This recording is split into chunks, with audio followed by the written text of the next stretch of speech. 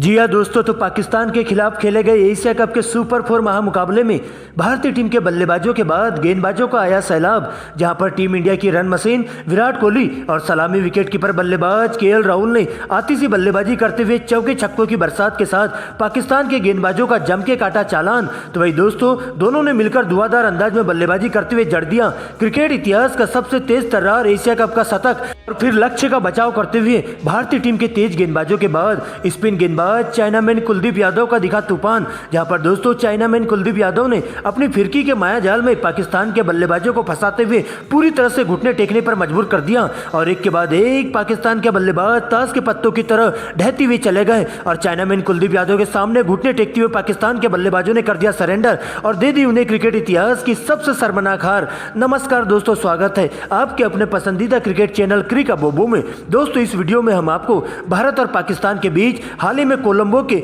Are Premadasa stadium में खेले गए एशिया कप के सुपर 4 महामुकाबले की पूरी रोमांचक हाईलाइट आपके सामने परोसने वाले हैं। लेकिन दोस्तों, वीडियो में आगे बढ़ने से पहले अगर आप भी भारतीय टीम की इस शानदार तूफानी एक तरफा जीत से खुश है तो वीडियो को लाइक करके चैनल को अभी के अभी सब्सक्राइब जरूर कर दे। दरअसल दोस्तों, आपको बता दें कि भारत और पाकिस्तान के बीच एशिया कप का सुपर 4 महामुकाबला खेला गया, जो कि दोस्तों एक बार फिर से श्रीलंका के कोलंबो के आर प्रेमदासा स्टेडियम में खेला गया था। दरअसल दोस्तों, वर्षा से बाधित इस मुकाबले में एक बार फिर से दोनों ही टीमें एक दूसरे से दो हाथ करने के लिए मुकाबले में खड़ी थी, जहां पर दोस्तों दोनों ही टीमें पूरी तरह से कमर कस चुकी थी और इस मुकाबले को जीतकर सीधा सेमीफाइनल का टिकट पाना चाहती थी। दोस्तों, इस मुकाबले में भारतीय टीम की कमान एक बार फिर से अनुभव के धनी रोहित शर्मा के कंधों पर कप्तानी सौंपी गई थी, जबकि बाबर आजम पाकिस्तान के लिए कप्तानी करते हुए देखे गए थे। दोस्तों, इसके बाद दोपहर 2:30 बजे मुकाबले में टॉस किया जाता है, सिक्का उछाला जाता है और सीधा पाकिस्तान के कप्तान बाबर आजम के पक्ष में जाकर गिरता है, जहां पर बाबर आजम टॉस जीतकर पहले गेंदबाजी करने का फैसला करते हैं। तो वही दोस्तों, टीम इंडिया को बल्लेबाजी करने का न्योता दिया जाता है। यहाँ पर दोस्तों दोनों ही टीमों ने अपनी फाइनल प्लेइंग 11 में एक बदलाव किए थे। दोस्तों, इसके बाद नेशनल एंथम होता है और मुकाबले की शुरुआत होती है, जहाँ पर दोस्तों टीम इंडिया के लिए एक बार फिर से पारी का आगाज करने के लिए कप्तान रोहित शर्मा और शुभमन गिल मैदान पर आते हैं, जहाँ पर दोस्तों दोनों ही बल्लेबाजों ने धुआंधार अंदाज में बल्लेबाजी करते हुए अपना अर्धशतक जमा लिया था और इस प्रकार से दोस्तों भारतीय टीम ने 24.1 ओवर में 2 विकेट गंवाकर स्कोर बोर्ड पर 147 रन बना लिए थे, जहां पर दोस्तों रोहित शर्मा 56 रन तो वही शुभमन गिल 58 रन बनाकर आउट हो चुके थे। दोस्तों, इसके बाद नए बल्लेबाज के रूप में विराट कोहली और उनका साथ देने के लिए केएल राहुल मैदान पर आते हैं, जहां पर दोस्तों केएल राहुल ने 2 चौकों की मदद से 17 रन तो वही विराट कोहली 8 रन बनाकर नाबाद लौटते हैं। लेकिन दोस्तों, इसके बाद तेज बारिश शुरू हो जाती है और मैच को यही रोक दिया जाता है। काफी देर तक इंतजार किया जाता है, लेकिन दोस्तों बारिश बिल्कुल भी नहीं थमती, जिसके बाद अंपायर को इस मुकाबले को रिजर्व डे पर शिफ्ट किया जाता है। दोस्तों, इसके बाद एक बार फिर से आज यानी कि भारतीय पारी का आगाज करने के लिए विराट कोहली और केएल राहुल मैदान पर आते हैं, जिनके कंधों पर टीम इंडिया को ठोस शुरुआत देने की जिम्मेदारी होती है। तो वही दोस्तों 25 ओवर की गेंदबाजी करने के लिए साइन अफरीदी आते हैं, जहां पर दोस्तों केएल राहुल के द्वारा फाइनल लेग की दिशा में अंतिम गेंद पर एक जोरदार करारा चौका जड़ दिया जाता है। वही दोस्तों इसके बाद 26वें ओवर में हफीम अशरफ गेंदबाजी करने आते हैं, जहां पर दोस्तों विराट कोहली के द्वारा बैक टू बैक 2 करारे चौके जड़ दिए जाते हैं और इस ओवर में 2 चौके और 2 सिंगल की मदद से 10 रन बटोर लेते हैं। दोस्तों, इस प्रकार से दोनों ही बल्लेबाज इसी अंदाज में बल्लेबाजी करना जारी कर देते हैं, जहां पर कुछ देर तो संभल कर खेलते हैं और कछुए की चाल से भारतीय पारी को आगे बढ़ाने का काम करते जाते हैं और इस प्रकार से टीम इंडिया 30 ओवर की समाप्ति पर 2 विकेट गंवाकर स्कोर बोर्ड पर 170 रन बना लेती है। लेकिन दोस्तों, इसके बाद 31 ओवर की गेंदबाजी करने के लिए पाकिस्तान के स्पिन गेंदबाज शादाब खान आते हैं, जहां पर दोस्तों विराट कोहली के द्वारा तूफानी अंदाज में बल्लेबाजी की जाती है, जहां पर दोस्तों शादाब खान के एक ही ओवर में विराट कोहली लगातार 2 चौके और अंतिम गेंद पर एक गगनचुंबी छक्का लगा देते हैं। तो वही दोस्तों 35वें ओवर में केएल राहुल भी धुआंधार अंदाज में बल्लेबाजी करते हुए देखे जाते हैं और सबसे पहले नसीम शाह को टारगेट करते हुए बैक टू बैक 2 करारे चौके जड़ देते हैं और इस प्रकार से केएल राहुल मात्र 37 गेंदों में ही अपना 50 पूरा कर लेते हैं। वही दोस्तों अगले ही ओवर में विराट कोहली भी अपने हाथ खोलते हुए दिखाई देते हैं और रंग में भंग जमाते हुए कवर के ऊपर से एक जोरदार चौका जड़ देते हैं और इस प्रकार से मात्र 48 गेंदों में विराट कोहली भी अपनी 50 पूरी कर लेते हैं और इस प्रकार से दोस्तों 50 पूरा होने के बाद दोनों ही बल्लेबाज 5वें गेयर में बल्लेबाजी करना शुरू कर देते हैं और भारतीय पारी को 5वें गेयर के साथ साथ आगे बढ़ाने का काम करते जाते हैं, जहां पर दोस्तों दोनों ही बल्लेबाज सिंगल को डबल में और चौकों को छक्कों में कन्वर्ट करना चालू कर देते हैं और देखते देखते दोनों ही बल्लेबाजों के बीच में 100 रनों की अटूट साझेदारी पूरी हो जाती है। जहां पर दोनों ही बल्लेबाजों के द्वारा पाकिस्तान के तेज गेंदबाजों के साथ साथ स्पिन गेंदबाजों पर पूरी तरह से कहर बनकर टूट पड़ते हैं और पूरी तरह से उनकी लाइन लेंथ बिगाड़ते हुए धागे खोलकर रख देते हैं। जहां पर पाकिस्तान के गेंदबाज भारतीय टीम के दोनों ही बल्लेबाजों के सामने घुटने टेकते हुए नजर आते हैं और अपनी हार मान लेते हैं और बिल्कुल भी विकेट नहीं ले पाते हैं। और 40 ओवर की समाप्ति पर टीम इंडिया का स्कोर 265 रनों तक पहुंच जाता है 2 विकेट के नुकसान पर।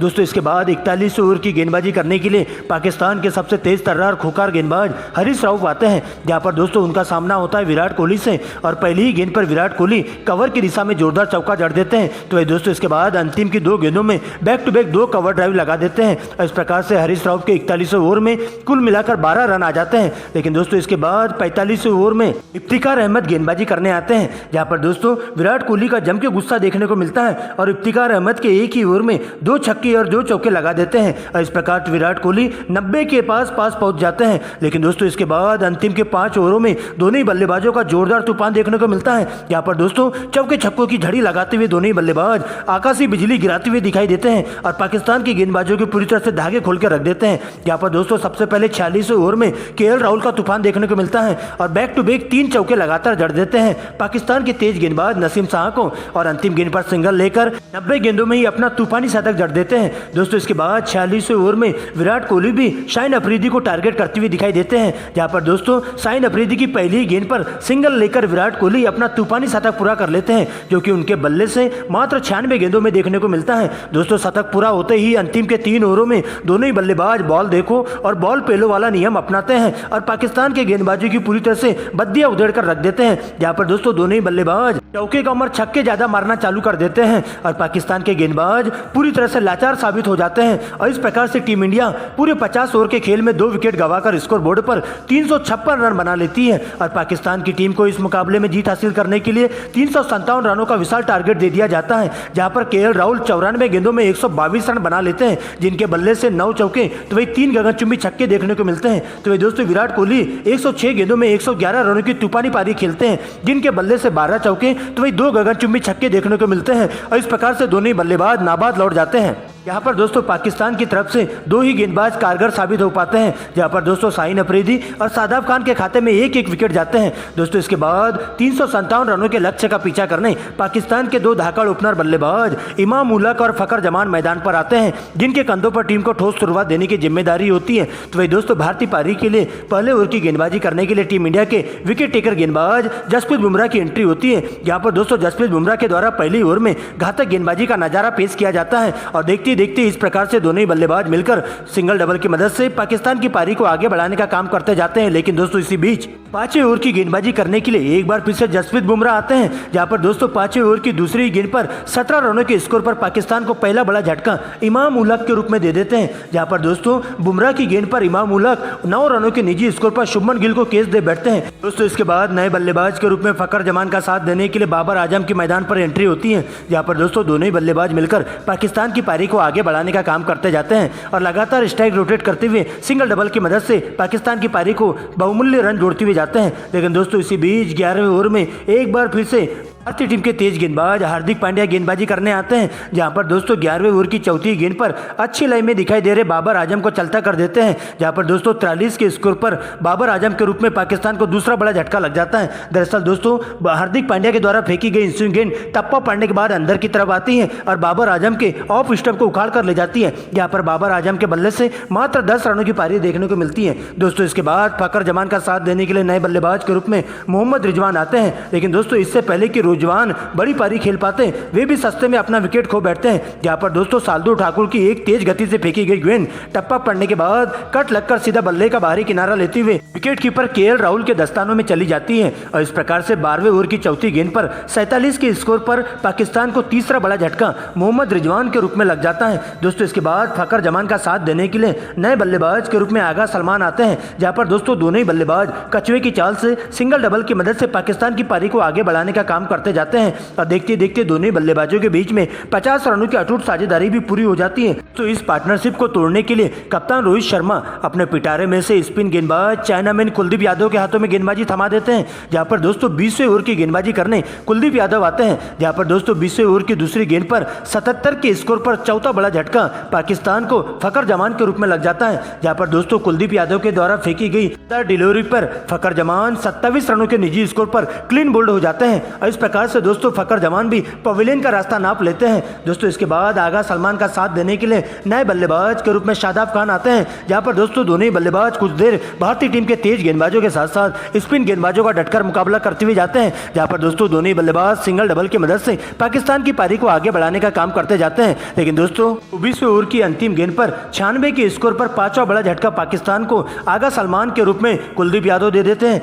जहां पर दोस्तों अच्छी लाइन में दिखाई दे रहे आगा सलमान 32 गेंदों में 23 रन बनाकर कुलदीप यादव की गेंद पर एलबीडब्ल्यू शिकार हो जाते हैं और इस प्रकार से पवेलियन का रास्ता नाप लेते हैं। दोस्तों इसके बाद नए बल्लेबाज के रूप में इफ्तिकार अहमद की एंट्री होती है, क्योंकि शादाब खान का लगातार स्ट्राइक रोटेट करते हुए साथ देते हुए चलते हैं और पाकिस्तान की पारी के लिए बहुमूल्य रन जोड़ने का काम करते जाते हैं। लेकिन दोस्तों इसी बीच 30वें ओवर की गेंदबाजी करने एक बार फिर से कुलदीप यादव मैदान पर आते हैं, जहां पर दोस्तों 30वें ओवर की तीसरी गेंद पर अच्छी लाइन में दिखाई दे रहे इफ्तिकार अहमद को क्लीन बोल्ड कर देते हैं और इस प्रकार से 119 के स्कोर पर पाकिस्तान को 7वां बड़ा झटका लग जाता है। लेकिन दोस्तों इसके बाद नए बल्लेबाज के रूप में हकीम अशरफ मैदान पर आते हैं और इसी ओवर की अंतिम की 2 गेंदों में बैक टू बैक 2 करारे चौके फाइनल की दिशा में जड़ दिए जाते हैं। लेकिन दोस्तों इसके बाद एक बार फिर से 32वें ओवर की गेंदबाजी करने के लिए टीम इंडिया के स्पिन गेंदबाज चाइनामैन कुलदीप यादव आते हैं, जहां पर दोस्तों आते ही पाकिस्तान के लिए पूरी तरह से काल बनकर टूट पड़ते हैं और 32वें ओवर की अंतिम गेंद पर 128 के स्कोर पर 8वां बड़ा झटका पाकिस्तान को दे देते हैं, जहां पर दोस्तों हफीम अहमद डब्ल्यू आउट होकर डगआउट की ओर लौट जाते हैं। दोस्तों इसके बाद नए बल्लेबाज के रूप में शाहीन अफरीदी और नसीम शाह मैदान पर आते हैं। लेकिन दोस्तों इसके बाद भारतीय टीम के तेज गेंदबाजों के साथ साथ स्पिन गेंदबाजों के सामने पाकिस्तान के बल्लेबाज पूरी तरह से घुटने टेकते हुए दिखाई देते हैं और एक के बाद एक सस्ते में अपना विकेट गंवाते हुए चले जाते हैं, जहां पर दोस्तों सबसे ज्यादा घातक गेंदबाजी चाइनामैन कुलदीप यादव के द्वारा की जाती है और उनकी स्पिन गेंदबाजी के सामने पाकिस्तान के बल्लेबाज ताश के पत्तों की तरह ढहते हुए चले जाते हैं और एक के बाद एक सस्ते में अपना विकेट गंवाते हुए पूरी की पूरी पाकिस्तान की टीम मात्र 128 रनों पर ही ऑल आउट होकर सारे हथियार डाल देती है और इस प्रकार से इस रोमांचक सुपर 4 के महामुकाबले में टीम इंडिया 228 रनों से पाकिस्तान को राउंड देती है और इस प्रकार से वर्षा से बाधित इस मुकाबले में टीम इंडिया के बल्लेबाजों के बाद गेंदबाजों के कमाल से टीम इंडिया इस रोमांचक मुकाबले में पाकिस्तान को पूरी तरह से निस्तेनाबूद कर देती है और 228 रनों के भारी मार्जिन से जीत हासिल करके पाकिस्तान को पूरी तरह से निस्तेनाबूद कर देती है।